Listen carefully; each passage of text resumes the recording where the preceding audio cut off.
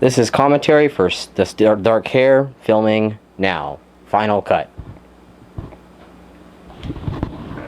Hey guys, my name is Stephen Eng. I am the writer and director of The Dark Hare.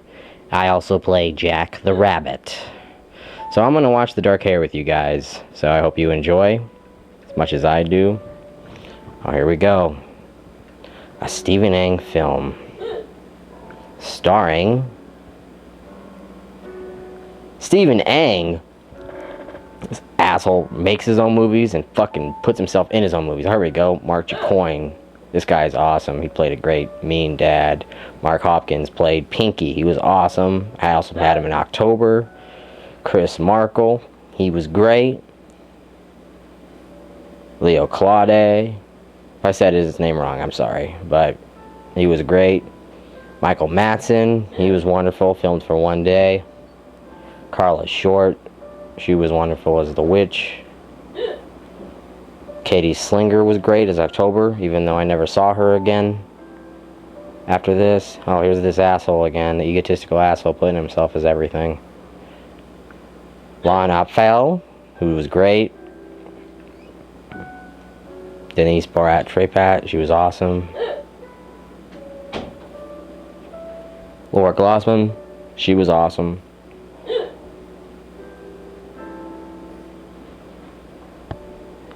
Usually with these kind of commentaries, Adrian Aguirre, he was great. He helped me out for free.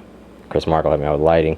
Usually with directors, like if you watch Cabin Fever and then you listen to the commentary, Brandon Deese did a great job. He helped me out with the music. Usually, like I said, Eli Roth or L.A. Roth, whatever the fuck, Cabin Fever, he talks about how he got into the film business and what it took to make the film, not actually about the film, but like how hard it was to, and he talks about how it took him like 10 years to make, to finally sell the movie to a studio. And the reason why studios put like disclaimers that like whatever the actors or whatever directors say in the commentary has nothing to do with the studio, and that's because of people like me who say shit and they don't want to get in trouble and get sued. But okay, so that's me as Grin. I'm gonna be playing a lot of characters, but the reason why is I played so many characters is because, for one, I knew I'd be there to film and wouldn't flake out like a lot of actors do, and I also just knew that I can do it. And actors like flake out and shit, but so the ones I got for this movie were all pretty close friends that I already knew. Other ones were anyway, well, I'll explain that. So I was making October 2, if you saw October 1, and the budget, I couldn't get the budget for it. So, and people like took more interest, ego aside, took more interest of Jack the Rabbit instead of October. So I decided to make a movie that was basically about Jack the Rabbit, which The Dark Hare is. But it's basically, as I said, a prequel, sequel, because it also explains what happened to October. And the Octobers I got, first, Jamie Larson. We were filming for the second one, and she just finally just flaked out on me and didn't show up again. The last thing that happened was we were filming the Prince Charming scene where the prince gets killed, that really nice guy that likes October, and we didn't get to the stabbing. We just got to the kissing part, and the camera pans across me and Jamie. Anyway, after that scene, we were supposed to film the next day. The actor never showed up, and Jamie basically said that I wasn't prepared to film a movie, which maybe she was right. And you know, So she just flaked out. Her mother had to tell me that she wasn't going to come back. So that was crappy. And then I got another October that just didn't work out. And then I got another October that I got into a fight with, and she bailed on me. And that's when I was like, you know what, I'm gonna give October a shorter part and just rewrite the whole story and base it off of Jack. So that's what I did. So I only wanted like one scene of October, which Katie was in. And we filmed that, but Katie didn't even hit me back up after the movie. And I don't know why. I don't know what I said or maybe what I did, but I tried to give her real footage and she wouldn't contact me back. So I just gave her real footage anyway and just let it go. But that's my real grandmother, Martha, and you can see a picture of me and my brother in the background. But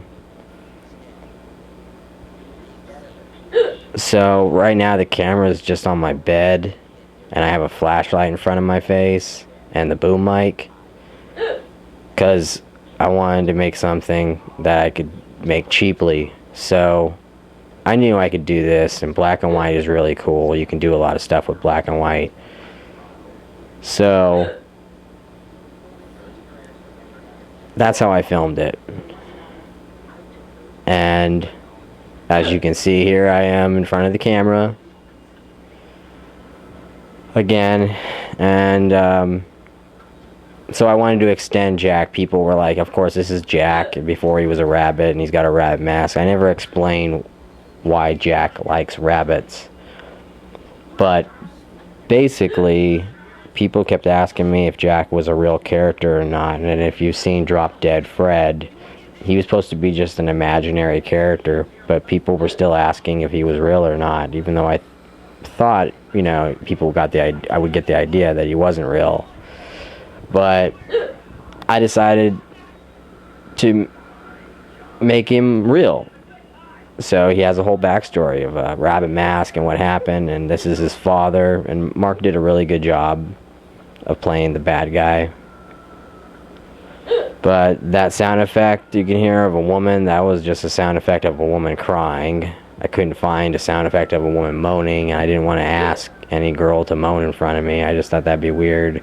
And my mom was the only one that was around, so I didn't really want to ask my mom to like moan in front of me. I was just, you know, I already need counseling. So, and then I had Mark thumping the bed, and we recorded that. So that was that sound effect. And so this is the backstory of Jack the Rabbit.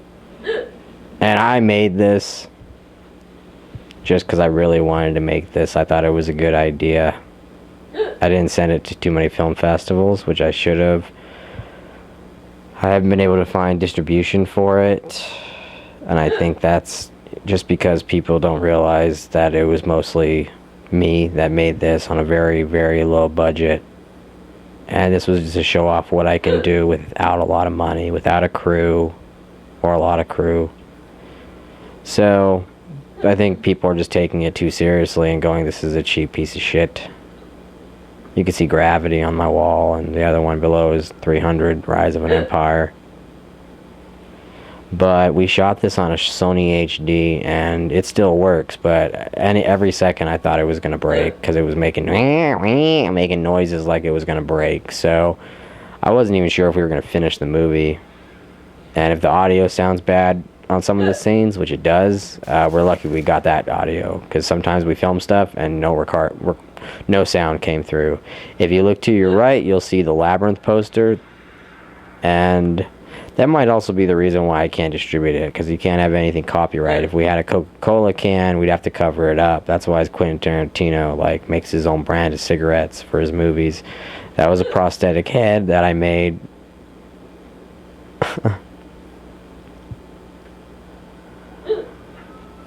This is in my bathroom, or in my mom's house, our bathroom. And I flipped, the shirt that I'm wearing is inside out, and it was The Equalizer with Denzel Washington. and I didn't have a white shirt on hand, so I just flipped that one inside out. And you'll see a continuity error already coming up. The gun's facing this way, but the trigger's facing the other way. Continuity, my girlfriend pointed that out. So this is how Jack became Jack. I didn't have enough money to like show the transformation of like kind of like American Werewolf in London, where his nose was stretching out and growing ears, so I did it like this. I put this up, the first thing I put up as a trailer, and it got couple views, and some were like it's so cheesy. Yeah, it's cheesy and it's cheap, I know. But it took 7 months to make it, and it was a real pain in the ass. And for many of those months I was working on October 2, but because of the Octobers just flaking out and things happening, which is gonna happen, it happens to these big studios too. We only see the final product of, it all cut up, but the reason why sometimes movies suffer is because of the stress that the production companies are giving on the crew, and different ideas and all that other bullshit that happens.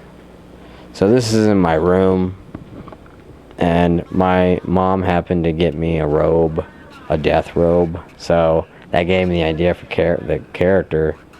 So I dressed up as Death too. You changed my voice in the editing. People ask me, how did you do your voice? I did that by changing the audio. You can change the audio and editing and all that kind of fun stuff. I use Vegas Pro, and it's a really good editing system. I was able to do a lot. But this is me again,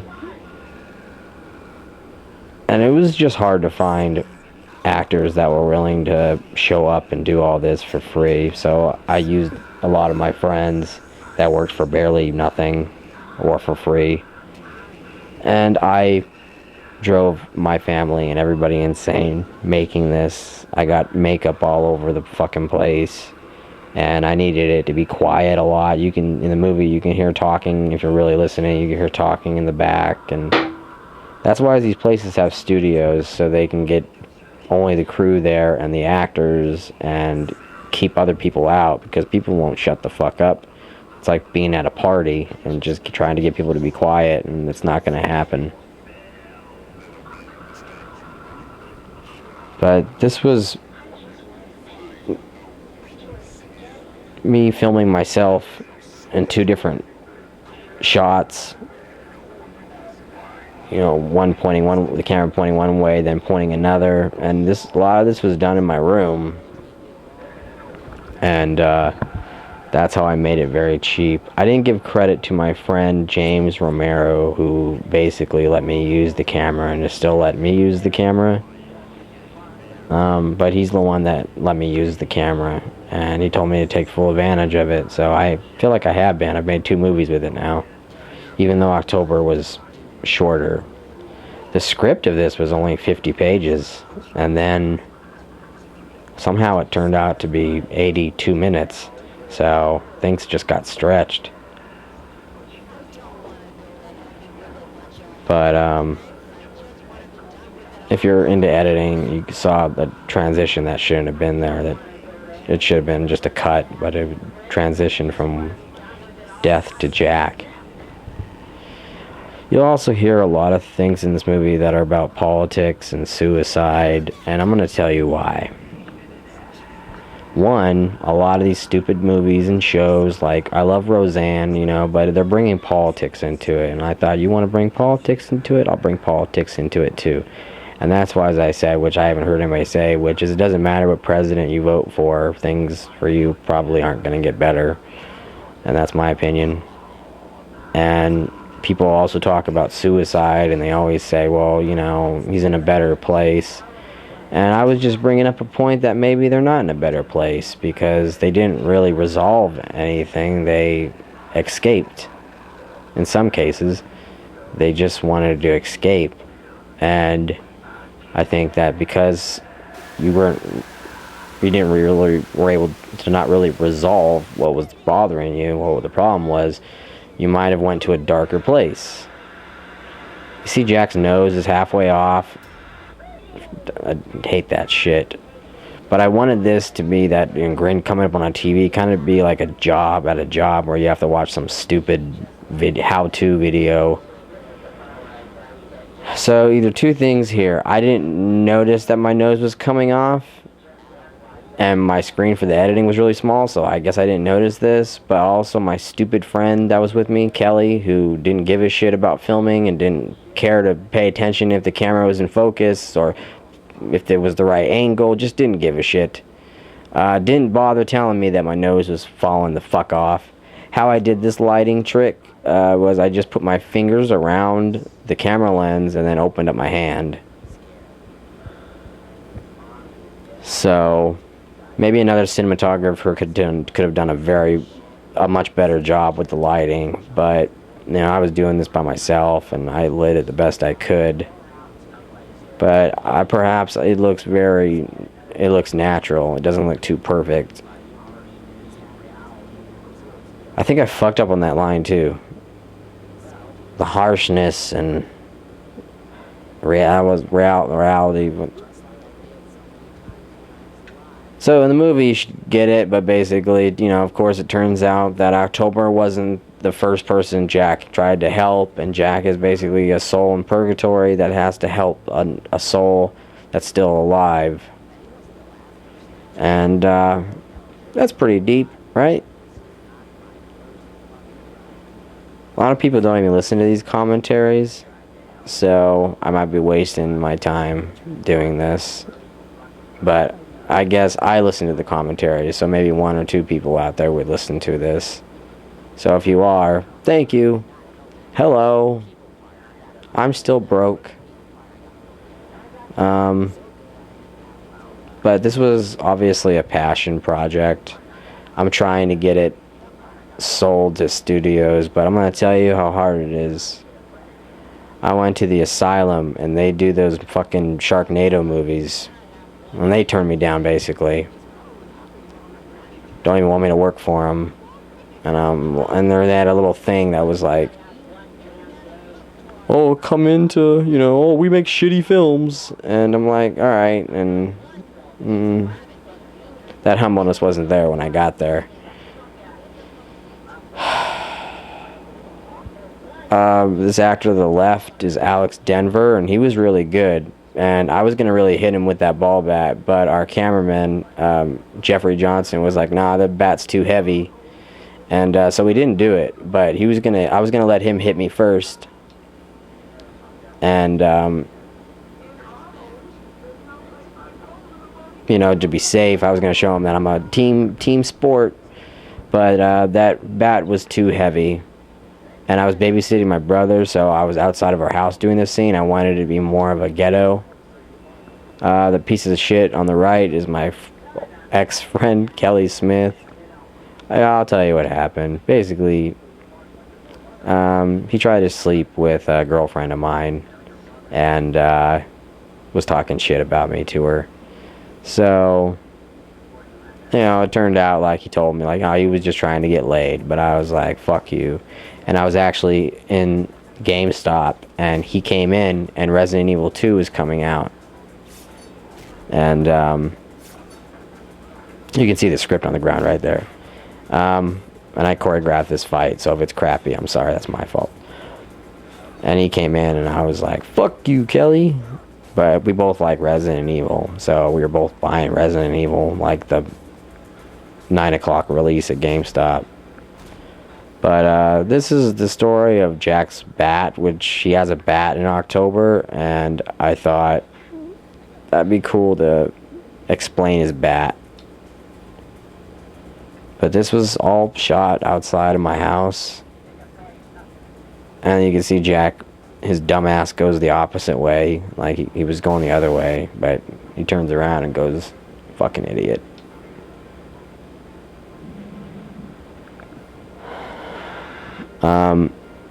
This news broadcaster is Paul, and he's a good friend of mine. He's actually the brother of my mom's boyfriend's best friend. And I knew he was going to be the broadcaster once I was planning to do October 2. So it took like over a year for me to finally shoot this scene with him. Excuse me. That's George Capacete from the October. And so if you've seen October, there's Phil Pierce. And the next step will be Earl McVeigh. But this is going back and reminding you of October, of the events that happened. So there's asshole. This is basically a news broadcast of October. If you remember, if you haven't seen October, that's okay. You know, you can enjoy the Dark Hare as it is. But if you want to get further into it now, you can go back and watch October and see those characters. So this scene will make more sense. And Jack's nose is coming off again. I had to get like 3 or 4 of them, because when we filmed October, I only had 1, and it was building up with latex and all that shit. So I got like 3 or 4 of them, but it would build up fast and get heavy and start falling off my face. So see all the latex on it? That was not good. That doesn't look good. That looks like shit. So, and then this one, I wanted his face to be good. You know, you couldn't see the lines, and it matched his face, and it was, you know, it looked like it was part of his face. So I fucked up on some parts. You could see right here. But a lot of the times the makeup looked really good. And when it looks really good, that was probably a new piece that I got. My eyes are sexy. Damn. That black eyeshadow really brings it out. My good friend Mia Ziegler drew this for me, and I drew some shitty version of it. That's Kelly in October, the asshole. But she drew that for me, and she's a really great artist. Leo. He was really good.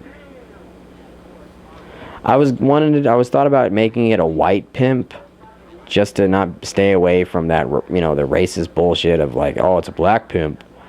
But it just seemed like Fox Brown was a black pimp. He should be black. And Fox Brown was a nod to Jackie Brown, who was, you know, written and directed by Quentin Tarantino. That's me in drag as the Red Queen, and I had a guy to play the Red Queen, but, you know, for like 7 months, he was holding on, and then when we were ready to film, he decides that something else came along that was better and left the project. So I was like, okay. So I said, fuck it, I'll play the fucking part. So I did. I've had people ask, like, you know, why are you doing so much in this? Why are you the editor? Is it your ego, or you couldn't find a crew? Yeah, I couldn't find a fucking crew, and I couldn't find actors that were responsible, because everybody in Hollywood wants to be an actor, but no one wants to put in any fucking work. And I don't blame them, because it's hard. So here's Katie, who turned into Casper and disappeared. Maybe she just, like, after we were done filming, she didn't want to film anymore. She was so exhausted, so maybe she just was like, you know what, acting isn't for me, fuck it. And she just left acting, I guess. She was really good, though. I'm not trying to talk shit about her, you know.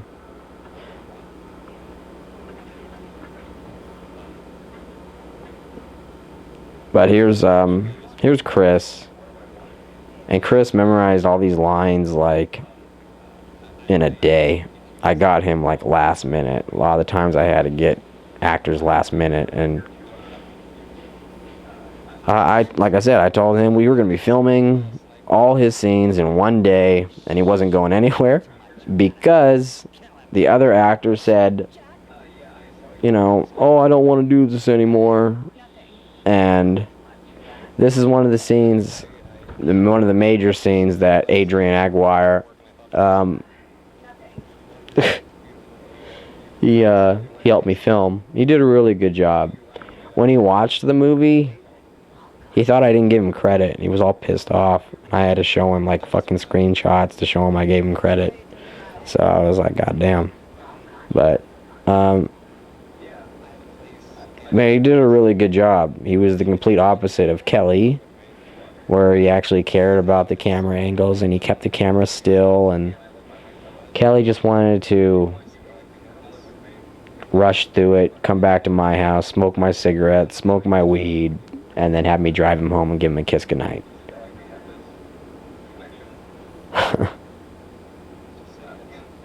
But I make these kind of movies. I think even though they're, they have makeup and weird characters, this is about real life. These are real life things that happen.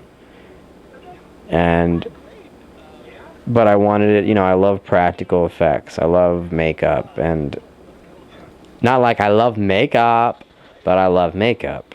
And so I wish Hollywood would make more movies like this where they bring these characters and they're kind of starting to, but it's like the things they've been filming aren't really worth it, I don't think. Special nod of thanks to my friend Louise. He doesn't let people over his house. He won't let me film there and put it on social media because he's like really secretive of where he lives. So he let me film at his house, but this is of course his garage.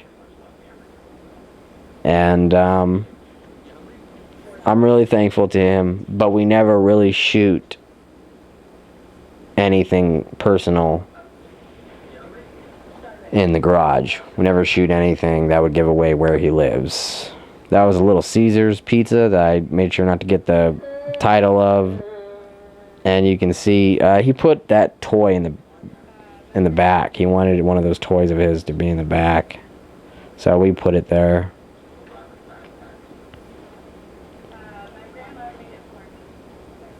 So if you watched October, then you know what she's talking about. You know her October's grandmother died. You know that her dad killed her mother, killed himself, and that she killed her grandfather, and that's what kind of connected October and Jack. They both have very tragic stories, and October is one of the people he tried to help that he really connected with, because his mother died of cancer. So did her grandmother, and her grandfather was a piece of shit, and Jack's dad was a piece of shit. And this playing is my uncle Johnny Fortune. His real name is Johnny Sudetta, but he wanted to make it in the music business and he never did. So he was very depressed, and I hope I'm not crossing boundaries by saying this, but I don't think my family's ever going to listen to this fucking thing anyway. So I put his songs in my movies because I wanted to get his music out there. And he has a son that's still into music and performs as Kiss, Little Johnny. But this is my Uncle Johnny's song, I'm a Fool for You, and it was perfect for this scene. And I asked his son if I could use his dad's music for my films, and he said yes.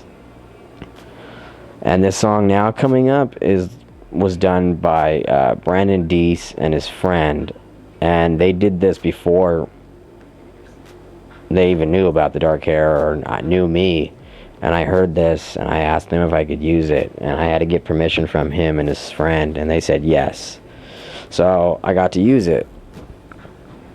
But this scene had some audio problems. The music was loud, and I don't think I used the boom mic on this or something. But Kelly filmed this, and explaining to go across very slowly, he didn't understand or just didn't care. But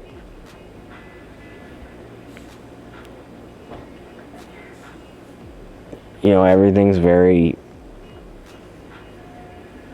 inexpensive in this movie. You can see the fucking light in the corner light me up so you can see Jack.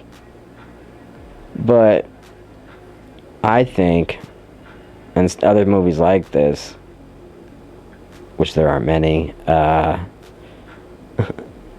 it's just obviously telling a story.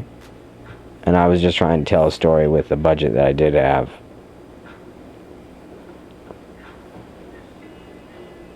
And this is that scene where, and like, I tried to apologize to Jamie. I even yelled at her, but she didn't answer her phone. And Jamie was cool. But I don't know if Jamie could have got to the level that Katie did for this part right here. The part where Jack and October break up. And that's just black paint that I put on Chris. And Chris was really good at staying still and keeping his eyes open. And I think in the story, this is like one of the only few people that Jack kills that's actually innocent. Like, damn, I look fucking evil right there. Jack's audio didn't come through, so I had to do a voiceover for it. But at the same time, I had to be quiet because at my house, like, I was filming usually late at night. So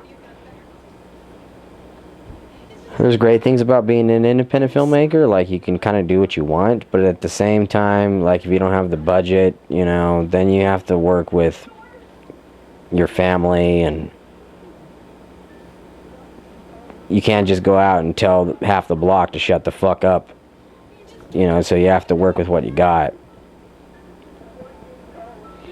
Now here's where the movie finally fucking, I think, kicks in.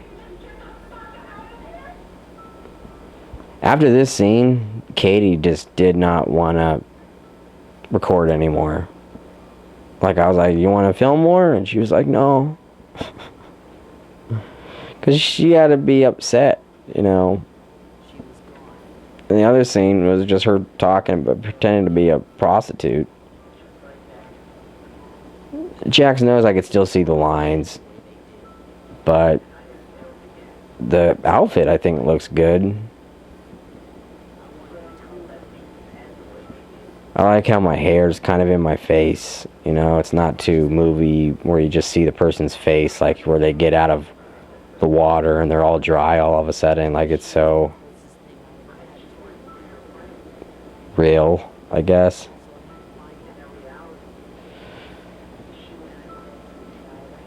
So I had to memorize these lines and just sit there and say them over and over again until I got it.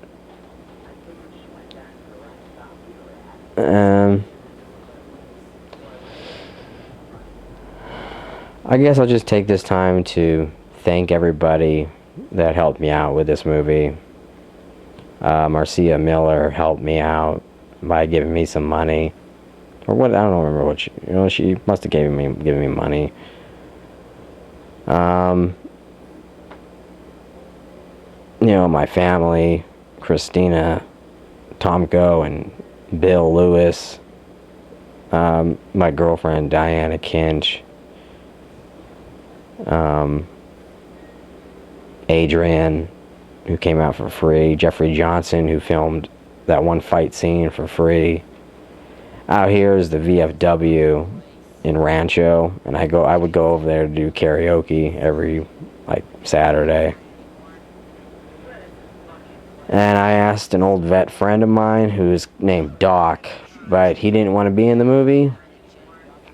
So his friend was, who you'll see right here. And he was supposed to say no one wants to help out a goddamn fucking vet. But he didn't want to say goddamn because he's religious, so he didn't do it. This building, we just went to the Upland. I filmed other stuff here too. The Upland Town Center.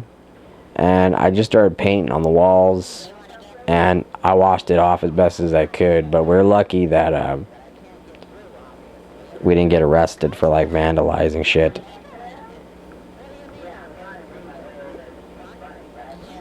This is Mike out.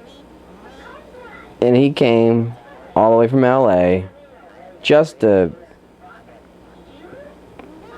be this human spider. The human spider could have been better, but all I had was the black makeup, the wig, a box to put him in to cover his body, and I had a $20 spider that my mom happened to get me. So, and it was blazing hot, so the makeup was just melting off of his face. The same thing was happening when we were filming the Bumpo scene for October. So you can see the makeup melting off his cap and shit. And these were completely 2 different days. It was supposed to be, originally this was supposed to be him talking to October. So I had to cut some of the lines he says, the spider says, and rewrite it that was Jack was talking to him. Because this whole movie was supposed to be about October, and Jack was just with her along for the ride. But you were going to learn a little bit more about Jack and more about October. So this one is, like I said, just for people that loved Jack's character. This is the Jack movie. So the first one's October's movie. This one's, I've heard also people say the first one's about Jack too. It's not really about October. But I also thought that would just be a cool part for an actress to play in Hollywood, kind of bring back a movie that girls can go see, and they have a lead actress that they can look up to, and kind of like Mila Jovovich when the Resident Evil movies were good, when that was the first one. But so here's Mila's picture, and I had to put it up so many times in the painting, and I'm painting my nose and mouth and everything, so the black makeup's all over my fingers. So here we go. This is where Jack finds out October's fucked. And the head was already off, of course, from the first one when we ripped it, and I put it together with, I put the head back on with tape. So we just taped it again, and then I just took the head off and put it on the ground. And we had some cool guys over here that apparently look after this building, and they were drinking and talking, and they let us film out there. And before we filmed over here for something else that I wasn't the director of or the writer. And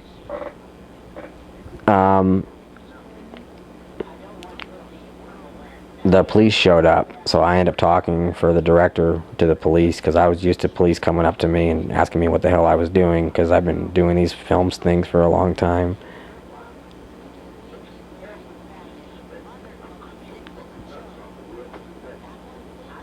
I cut the audio all up because we did so many different lines.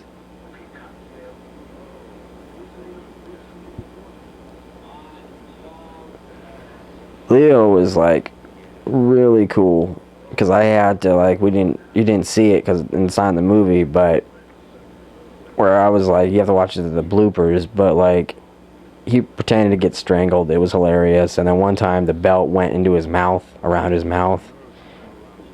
And he just went for it. He didn't even stop me. But,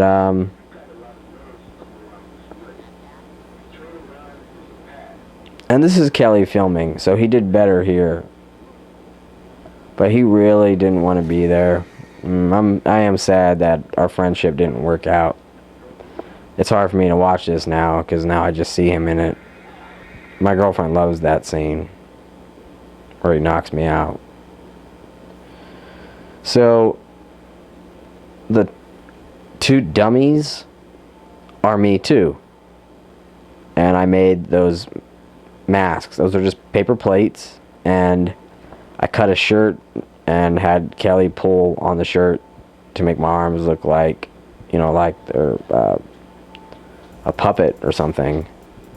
So those are both me. And then I added sound effects of like rope.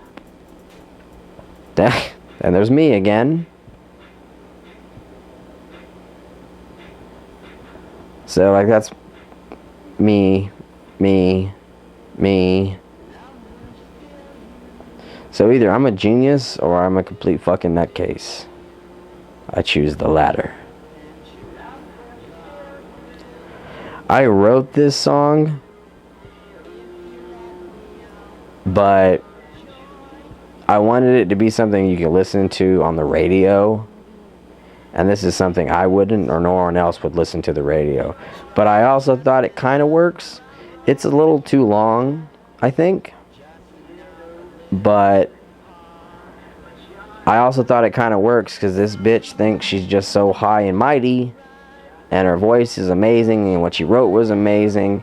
So to everybody else, it's going to be fucking annoying. But she's sitting there singing it all proudly and shit. And Jack doesn't even know what to fucking think of it. But definitely the song was just too long. The scene kind of drags. But that's also why I cut it up. It was originally just going to be all shot of her. But that's as I mixed it in with Jack looking around and to make it more interesting. But I didn't have time to make music. A whole score for the song and really to make it catchier.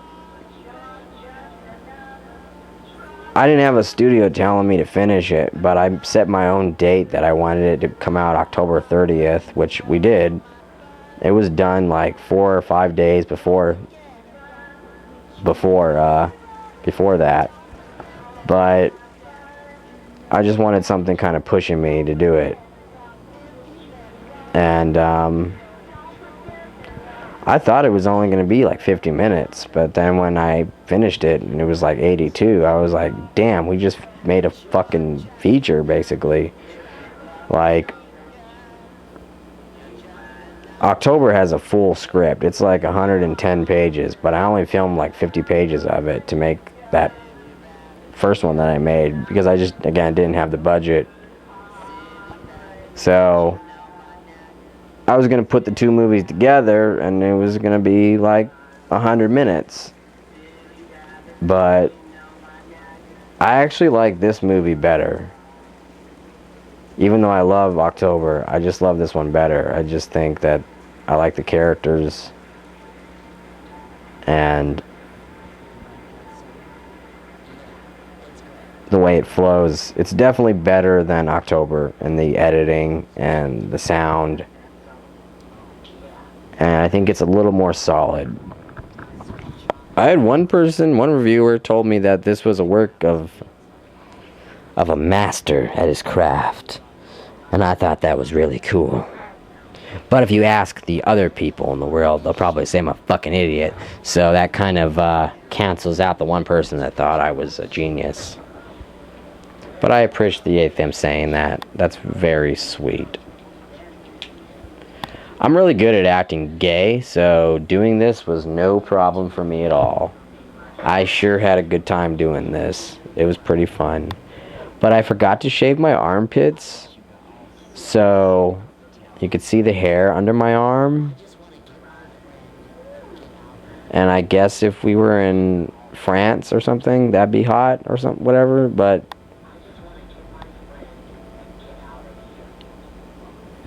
I don't know if I made this clear. My girlfriend didn't know what the fuck this was, but that's October's head. And I showed quick snip just to show that it's her, but I just didn't have the money to make a realistic mask that looked like her, that you can see a severed head. And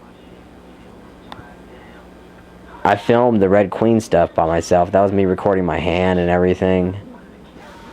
I was alone for when the black curtain goes over Jack's face. That was me pulling a black shirt over my face. Because I was mostly by myself in my room. And this is probably how you get people with mental problems.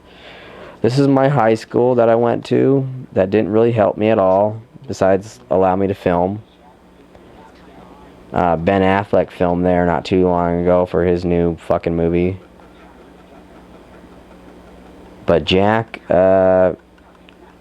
it's cheap as fuck, but it's just a cardboard box, and it wasn't big enough to balance, like, on the ground, and so I held it, and this is Gil, he's one of the comedians that I posted on Facebook, do you want to say, I'm looking for somebody to say, I cut my cock off my pretty now daddy, and Gil was one of the first people to come and do it, to say it. So thank you, Gil.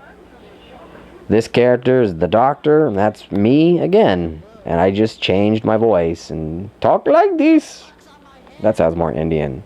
Take this one to there. It was supposed to be that stereotypical German. That's fucking tinfoil. I made that tinfoil thing, and what those real electrodes, of course, look like are circles around your head with little wires, and there's like something in your mouth. But this one, I didn't think it had to be, it could be more fantasy. It doesn't have to. I mean, look at the Doctor himself. It's not a typical doctor's office. That's true though. 560 volts. I looked at how many volts they used for on the electrodes, whatever, for shock therapy, and it was like 560 volts they sent through your brain, and it was supposed to tame you. So I at least wanted, there's no generator in my room. I didn't even pull a handle. There was nothing there. This is my flashlight. I just put my flashlight to blink or flash. Then I smoked a cigarette and pulled the smoke in and blew it out.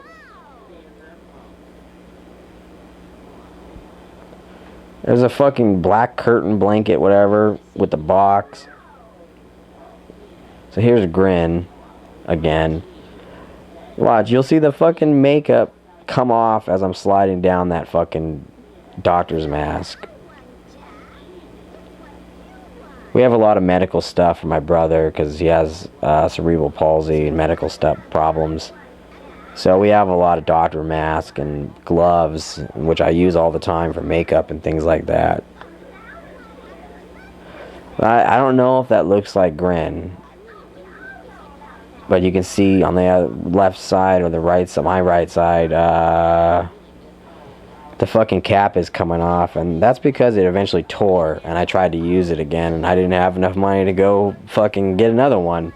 And those things are only like $10.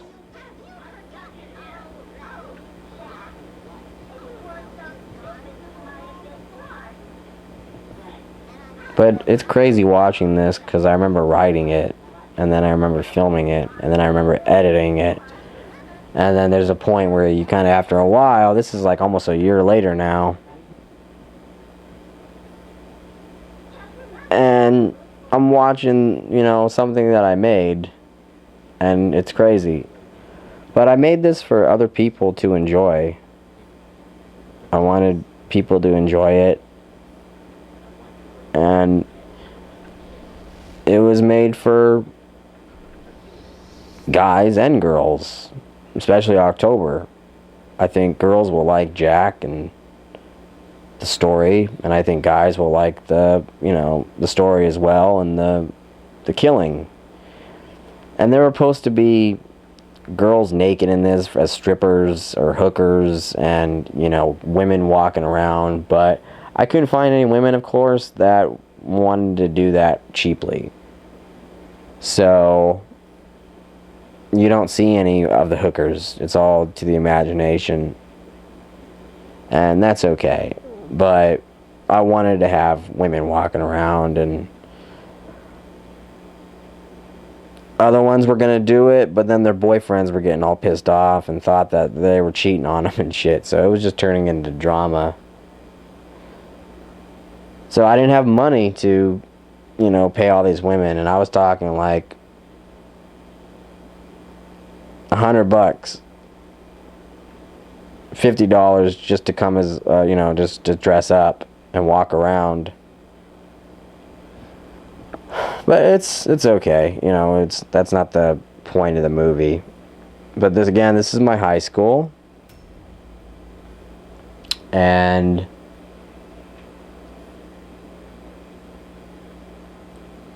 Kelly's filming this again.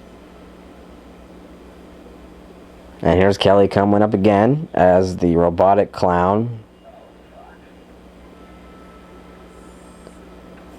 Again, my mom got me that mask.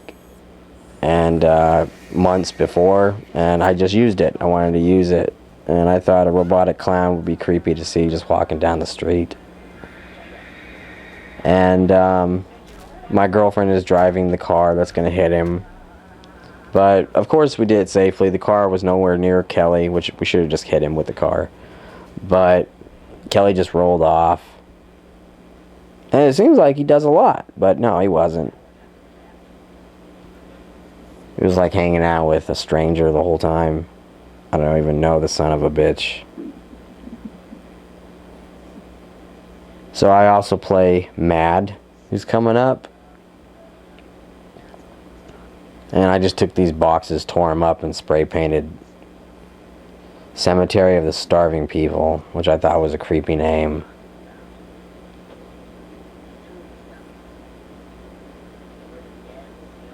I thought that hint was clever. Tombstones, where the dead still tell tales. Go to where the dead still speak. I guess that's pretty simple now. It's probably been in other movies. But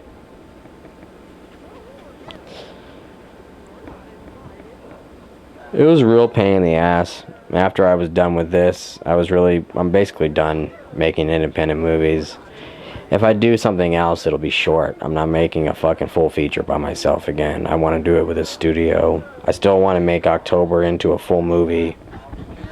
I think the Dark Hare is good how it is. I mean, maybe there could be a fucking reboot of it one day, like 20 years later, but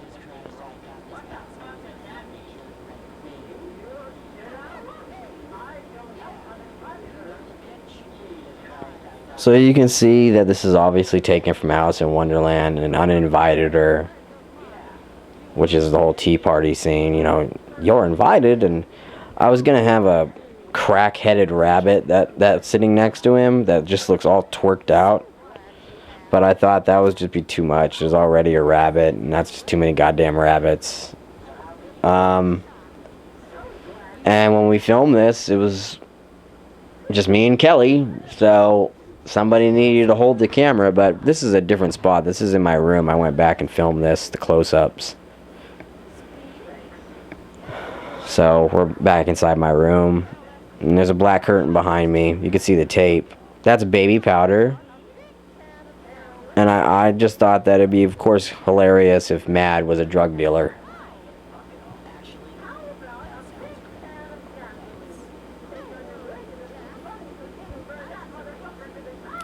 That really was a gas can, but it was just filled with water.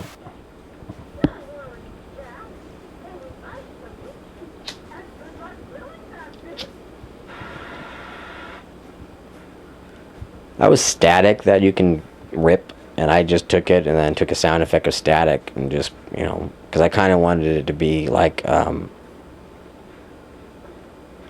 camera that was constantly filming, and it just cuts to different footage. It should be at nighttime that he was doing this, but because of lighting, being dark would have been looked too shitty, so I just had it filmed the day. And there should be hookers walking around, but I put white boards up, or white, you know, things to cover up that it wasn't moving, because I hate when you could see it now. The thing fell off, but I hate when I did stuff that was like driving and for like to avoid audio problems and safety. I didn't have the car moving, so I wanted you to not be able to see that the car wasn't moving, because other times you could just see the trees sitting still and it just looks stupid.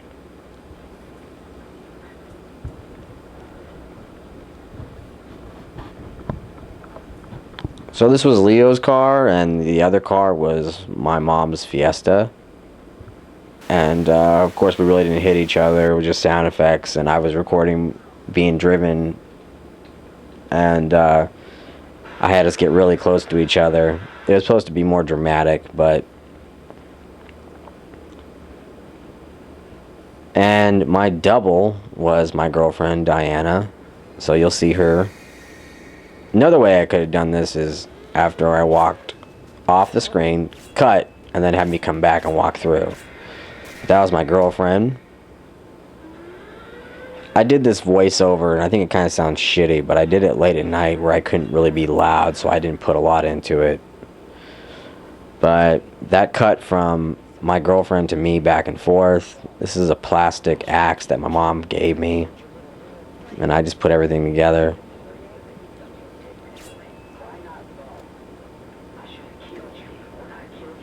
This completely filmed 2 different spots,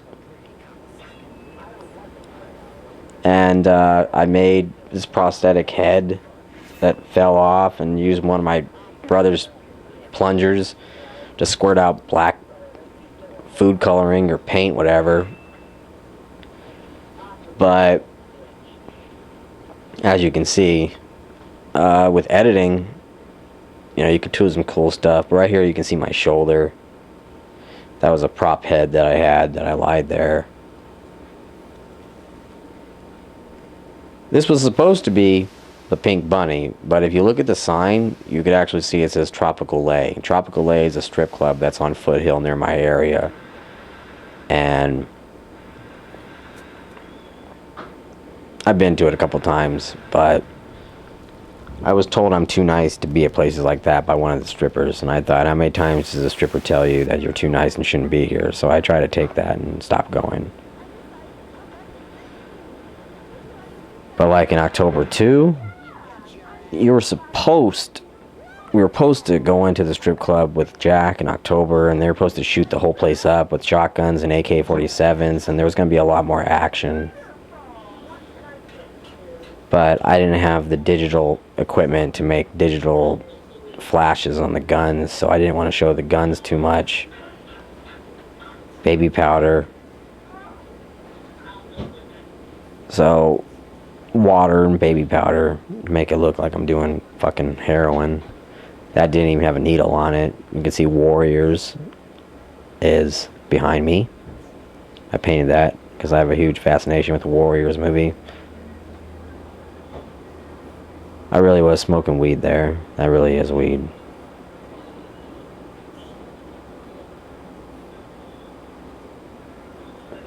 This is a song I found that didn't have any copyright stuff on it, so I thought it was perfect for the movie, so I used it, and I think it was really great. I wish I could show the band, find the band, and show them the movie and see if they like it.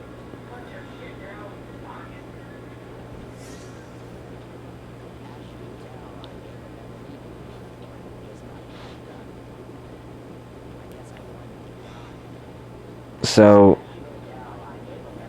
Denise, who's the call girl in this, she tried out for October, and she has a very thick accent, and I thought, October's not supposed to have an accent, and she couldn't do a regular American accent, so I didn't use her, but I wanted to use her for something, so I wrote this part for her, and I also wanted a part where you kind of see Jack and how some of these girls are not very nice to him. They're just using him.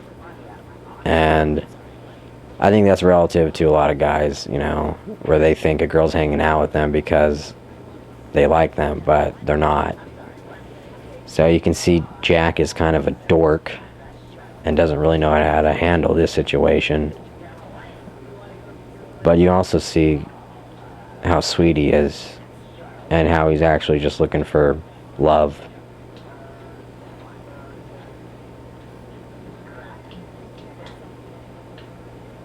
I had a reviewer, the same one that thought I was a master at this stuff. He thought that Jack was kind of stunted. That's why he wasn't having sex with this girl. But the real reason... Oh, by the way, on the right you can see 31, Rob Zombie's 31, and you can see the Call of Duty poster that I was in, though you don't see me on it. But the actual reason is... Oh, you can see October, my poster of October, which I actually tore up and ripped up because I got mad a couple days ago. That my film career isn't going really the way I wanted to be honest. You can see Dread in the background. But I just wanted to show that Jack was a good guy. It wasn't because he was stunted. It was because he was a good guy. and he just wasn't looking to get laid. Even when he goes to go see Leo, he says, "I don't want pussy," and he's trying to find October. I've had situations really like this where, like, I was so nice to a girl, or I thought I was, and she thought I was gay because I was so nice to her. She couldn't believe I was nice. So I wanted to add that into this. And Denise was really good. She was really good. She took like 2 or 3 buses because she lives all the way by the beach just to get here. And then I drove her home with Ballsack Kelly. But she's going to do a lot of good stuff. A lot of good stuff in the future.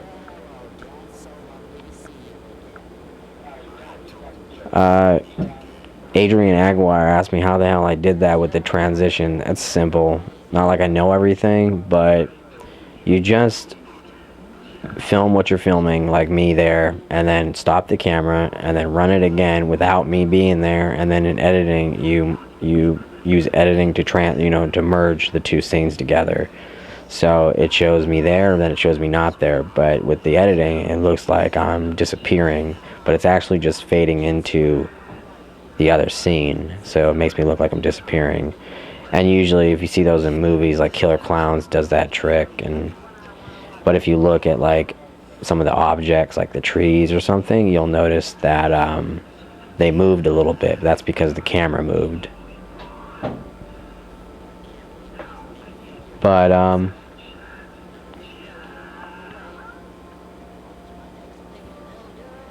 yeah.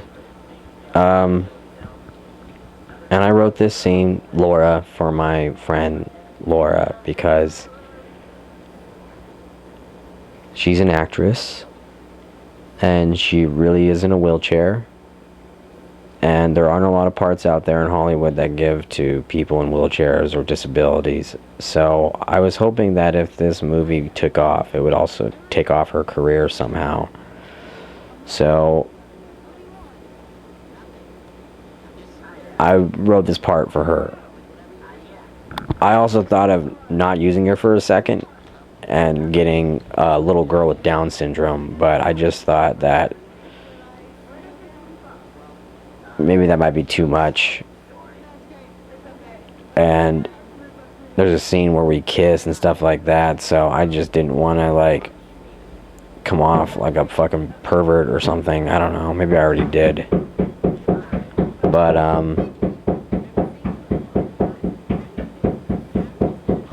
here's Mark Hopkins. I had him do this voice over the phone for me, and I knew he was going to be able to do it, and once he did it, I gave him the part. But I really wanted a really buff, gigantic dude to play Pinky. And I just didn't get anybody that fit the bill. And Mark's pretty big. He's not a small guy. I mean, obviously you can see. And I knew he can do the part, and I thought he probably could do the part funnier than anybody else. And he's one of my favorite characters. So Mark was really good. But this is my house again. And Carla came over, and I put that stupid sign up of bless you.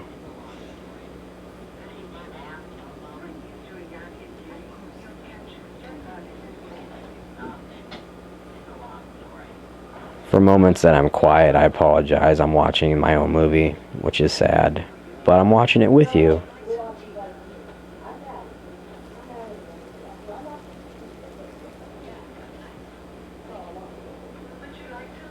But I went and got that necklace from a 99-cent store. And I couldn't find one that was expensive. And I couldn't afford one that was expensive. So I looked around and I colored it. I was really scared of hurting Carla in this scene, so you can kind of see it that I might have been holding back, but she was supposed to get hit with a ball bat, and that water boiling on the stove, that was real, of course, but when I stick her face into it, of course it's not. But as you can see, that's that prop head that the Red Queen I used. We did that in one take, that drop of the glass breaking. I went to the 99-cent store and bought that glass for that. I bought 2 of them just in case, but the first one was it.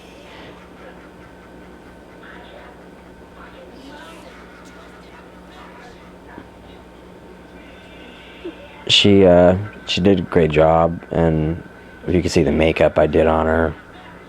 And Laura mentioned that all the characters have kind of a clown kind of theme to them, which is true. So that's pretty cool. But Carla was one of the actresses that held on for a long time, because I was going to have her as a witch to fight October, and it was written a little differently, but I rewrote it, and she remembered all her lines. And she's done other parts for things where she had to get hit with a ball bat, and she's cool. But here's Jack, of course, killing her. Wizard of Oz joke. Had to have that. That was a sound effect that I put on.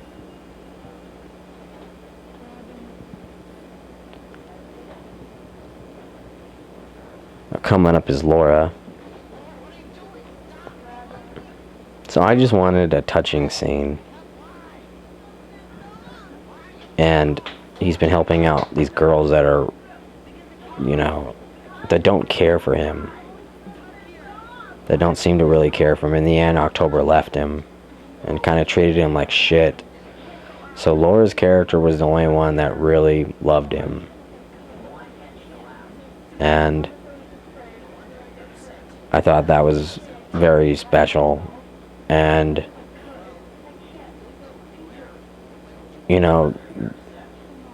Laura is in a wheelchair, and these other girls had problems that were like their family abusing them, and but Laura, her problems were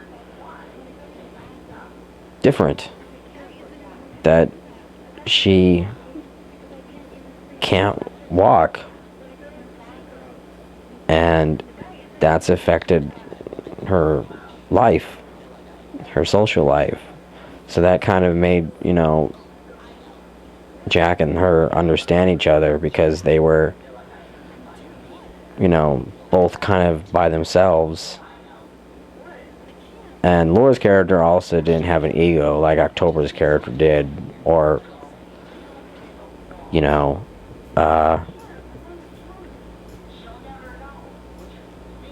females in general, I guess.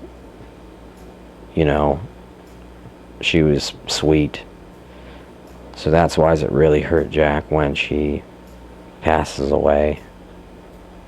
And we really went to the mall, of course. This is the Montclair Plaza. I didn't ask anybody if I could film there. I just filmed there. And Kelly was with me being an asswipe and was like worried that we were going to be arrested. But I'm like, there's a rabbit pushing around a girl that's in a wheelchair. I think everybody's going to leave us alone. And they did. But, I just wanted this movie to be touching. And I think it is. Especially the ending. But, next scene, of course, is Mark and me.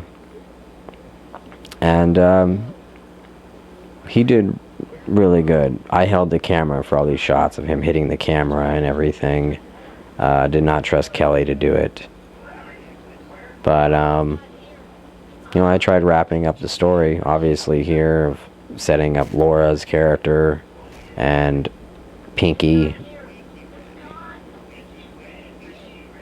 So he doesn't get the necklace to Pinky. This is where you can hear people in the back talking, and that's because they were drunk and I couldn't get these guys to shut up, but they were also letting us film there, and they could have given us a hard time. You can see the bottom of the prosthetic pig nose was just kept coming off, and I just said fuck it, because there wasn't much I could do about it. So Mark didn't even hit the camera. I just moved the camera, and these were all sound effects, and I did a rack shot where you could focus the camera, and I blurred it and tried to bring it back to focus. This was just too many things that I also didn't trust Kelly with. But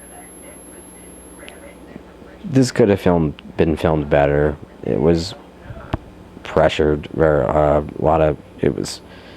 battery was dying, the light was going out, the sun was going down, of course. So we didn't have a lot of time. Didn't have a lot of time to do this at all. So I tried to hurry up and do it. But it could have been better, but it also could have been worse. So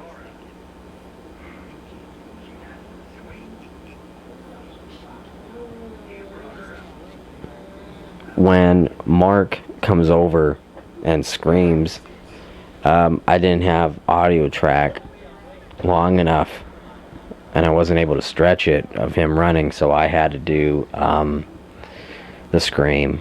So if you listen, you can kind of see the switch from when it's him and when it's me. That gun is fake. You can see what it's called. It's called Phantom, but I said it was a 9mm. But if you know anything about guns, I'll look like an idiot. But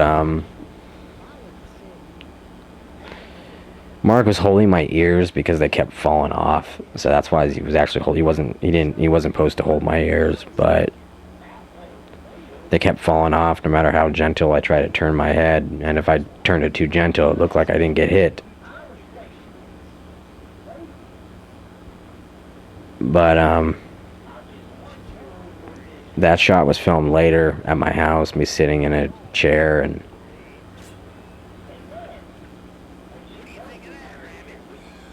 but yeah, here you go. I fell back in that chair like 4 or 5 times, and I always thought I was going to end up breaking my back. I didn't have any padding when I see there's the switch from him to me.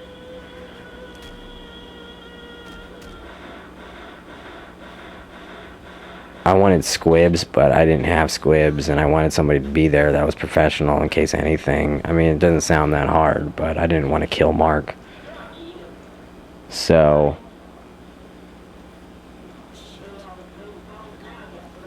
who else? Who bones now, you son of a bitch? Mark hurt his knees doing that, dropping, and I had him do it like a couple times, and I felt so bad because he was hurting his knees. But here's supposed to be the very sympathetic, emotional scene. I'm gonna talk more shit about Kelly if you don't mind. I'm recording Laura, but he's recording me, and you can hear the fucking camera moving when he's holding it. And that's because he was holding the boom mic. So if you move the boom mic, you can hear it on the camera. So that's why the fucking boom mic is supposed to remain still. And Kelly doesn't really know anything about filmmaking or life, so but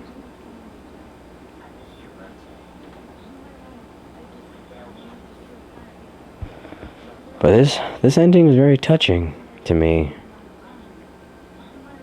But the ending of October 2 was October gets shot by a police officer, and she says she wants to go home. And Jack the Rabbit picks her up and carries her out these hospital doors that light up like heaven is taking them. And Jack says, okay, let's go home. And that was the ending for October 2. So October 2 was supposed to be sad as well. But that didn't happen. So instead, this happens.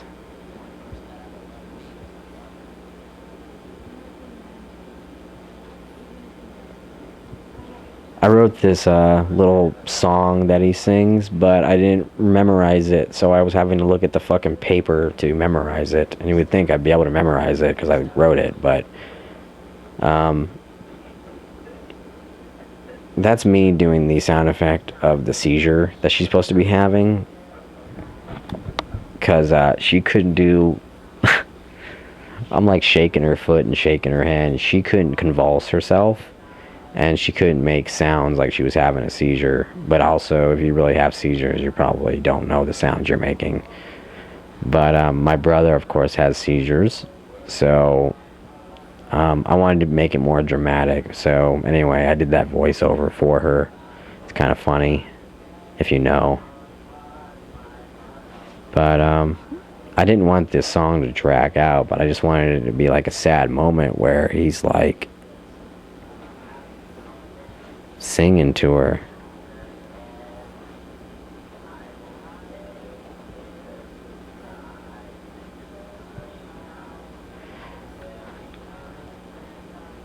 But yeah, this is supposed to be like epic. I wanted it to be epic. And I think people that watch it, hopefully they enjoy it. And maybe 10 years from now, it'll be like characters that you sell in the store, which I hope one day. But a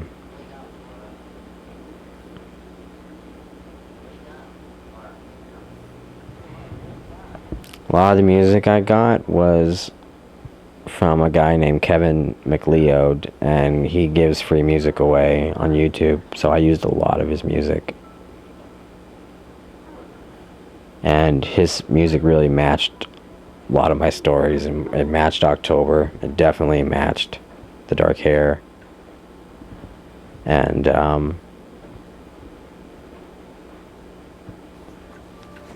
really happy that we have people like him. But yeah, this is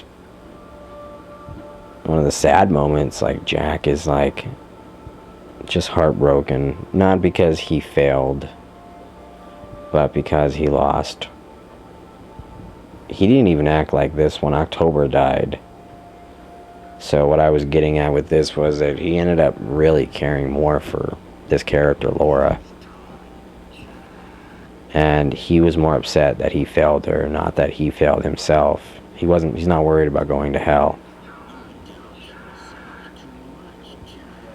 So at the end, it just felt like it made sense that Jack is with death, and this is the time Jack doesn't give a shit. He's like, take me to hell, I don't care. And death respects him for it, because probably 9 out of 10 times the person doesn't want to go to hell. But like, death is the soul taker. You know, he takes good souls to heaven, bad souls to hell, and purgatory, and all that other shit.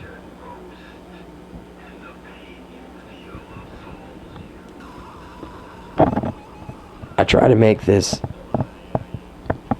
deep, but my girlfriend is a psychologist, so she would probably see a lot of problems with the psychology of the movie. But I mean, death says it. Worry not about your own soul, but more of the suffering of hers, and that's what absolves him. I cry at this ending every time, and I don't know if it's because it's my own movie. If I saw this and someone else made it, I wonder if I would still cry and be like, oh, this is You know, because Tim Allen and Tom Hanks both cried at the end of Toy Story 4, apparently. And I watched it, and I didn't cry at all. I thought it was stupid as shit. So I wonder if this is the same thing where, like, I'm crying over it, but other people saw the ending. They'd be like, it's not emotional at all. I don't know why you're crying. But I guess I'm just emotional because this is Jack finally finding peace. And I made the first one in 2016. So now it's like 2019. So this was like just 4 years. Plus 4 years before that where I was thinking about the story and thinking about Jack's character and him developing him. So that's like 8 years. So it just feels like, I guess after 8 years, this character finally got peace. And as you can see, his costume is still there, but him as a rabbit, he's not. And that's because, of course, he's in heaven. He's found peace. So he doesn't need to be, you know, wear the rabbit mask or whatever, or be Jack. I was asked if I was going to do a third one, and yeah, I could have Jack regrow his nose and ears and come back, and I wanted some other characters that I wanted to bring into the story, and I'm not sure what the third one would be about, but I could always bring back, you know, something happens where he has to leave heaven, but I thought this was a solid ending to this story that I had. So thank you for watching the movie with me. I hope you enjoyed and thought this was funny or interesting.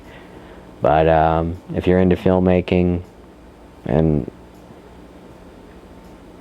you know, I didn't make it big, I'm not big or anything, but if you're listening to this, I wish you the best, and just know that this shit is really hard and you have to push for it. I had to keep pushing for months to get this movie done and made. So this is Stephen Eng. Thank you for watching.